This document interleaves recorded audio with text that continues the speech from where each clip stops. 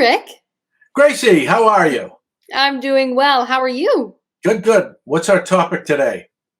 Well, I was thinking that we would talk about this term that I've heard you throw around called S curves. Oh What gosh. is that? Can you explain that? Oh, absolutely. Absolutely. Yeah, it's one of my if I look back over the last 10 or 15 years, it's one of the things I've learned quite a bit about and actually applied it a lot in my consulting work Nice. prior to Vistage and have been using it all through my Vistage time. So, yeah, let me share a little bit with you.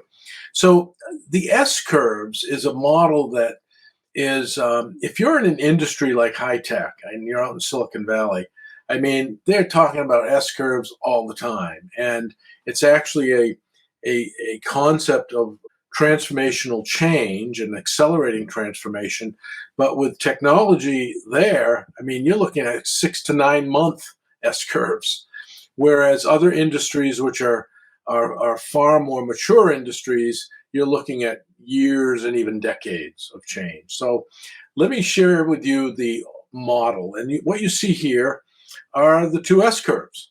And so as you're looking at a technology or you're looking at a business model or you're looking at the evolution of an organization, that's your S1.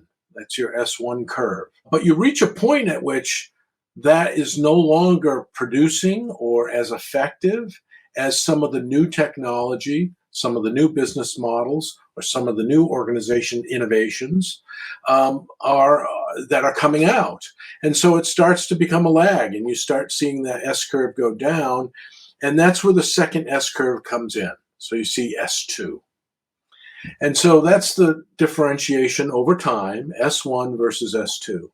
Now, what's really key in any kind of an S curve transformation is that as you're going up the steep part of that curve, you need to learn to optimize. And these are the tools that we have been teaching for decades. A key to that is Lean Six Sigma or reengineering. And these are tools and techniques for continuous improvement, for constantly making something better. But what we have found when you're looking at a transformation in a technology or a market or an organization, there's a point at which you need to let go of the past and really create a new. And so we're going to put a box around the where these two S curves overlap. And this box is where the key innovation has to occur. Some call it crossing the chasm, is where we really accelerate transformation. And the tools that we use inside of the innovation box are different than the tools we use when we're trying to improve or optimize our organizations. And it's amazing how often all that some organizations have ever seen are optimization tools. They've really not been exposed much to innovation tools. And so when we're optimizing using Lean Six Sigma and continuous improvement and all that we know around optimization, in innovation, it's about design. It's about design thinking. It's about creating a prototype, trying that prototype and failing. Fail quickly, learn from each failure, and fail more frequently. So fail quickly, fail more frequently, and it's those innovation tools that bring you through the gap. And when you eventually get to the what in this next slide we're going to call the market relevance or adoption phase of the second S curve, that's when you can start your optimization again. It's when basically the industry has let go of the past technology. The new norm is the S2. Now, how do you compete? It's optimizing once again. So it's about competition. Getting from S1 to S2 as quickly and as effectively and as early as possible. And then once you're in S2 to once again optimize. So that's the basics of and the S curves. It's about accelerating transformation. What I'd like to share with you next, Gracie, is one example. So I spent a lot of years in healthcare. And this is another model of S curves that I've used in working with healthcare clients. And if you look at the S1, we call it legacy healthcare here.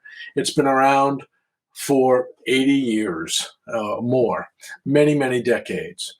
And yet, about 10 years ago, 12 years ago, the largest customer in healthcare in the United States, which is the US government, said, look, we want better quality care at a lower price.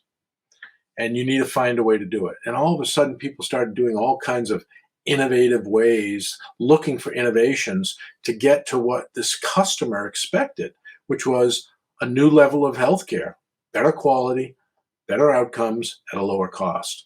And so as we started to look at that and we started to understand what was driving the need for this, you can see these little clouds. Part of it was new partnerships are forming across healthcare. Digital technology is having a huge impact in terms of medical records, in terms of how we deliver healthcare, the actual technology. One example is ultrasound, going from these big machines to now you have a handheld ultrasound that you plug into your phone. More importantly, it's the AI behind that technology. Personalized medicine was another example of technology was driving a new S curve where DNA and being able to read specific customizable treatments for people based upon such things as our DNA. And so these were some of the driving forces that were moving healthcare into this transition zone. And how do you get through it? Well, it really starts asking, how are you learning to innovate? How are you using innovation technology for the way you delivered care? And we took it one more step and we said, how is your organization designed to accommodate this new S curve, this new way of delivering healthcare?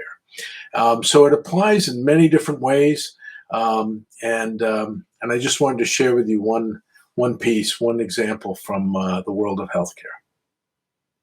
Awesome. That really helps clarify and see how that's put into practice. Thank Yeah, you. yeah, and it's unique for everybody, no matter what industry you're in. So I just learned a lot from using S curves, and I love to share that framework for folks. Well, thank you. You're welcome. Thank you.